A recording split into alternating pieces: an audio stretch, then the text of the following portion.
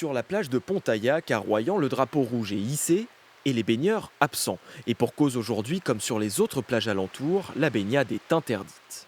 Merci beaucoup à vous de nous prévenir parce qu'on comptait se baigner, donc nous n'irons pas nous baigner aujourd'hui. Ça m'a pas perturbé en fait. Des fois il y a des surfeurs, c'est vrai que là il n'y a pas de surfeurs, mais il n'y a pas beaucoup de vagues non plus, donc voilà. Une fermeture préventive face à un risque de pollution de l'eau en cause les fortes pluies de ces derniers jours. Ce phénomène, il peut s'expliquer par plusieurs jours de sécheresse, de temps assez chaud. Et puis vous avez une pluie d'orage qui va lessiver les sols.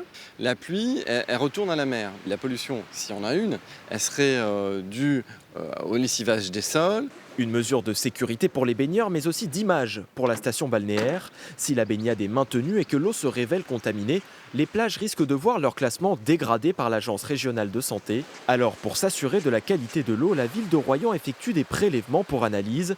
Dans le viseur, 2 bactéries potentiellement dangereuses. On recherche les bactéries E. coli et entérocoque. Ça peut provoquer des maladies, certaines un peu bénignes, et puis ça peut aller jusqu'à la méningite. Les analyses durent une journée et en attendant, interdiction de faire trempette.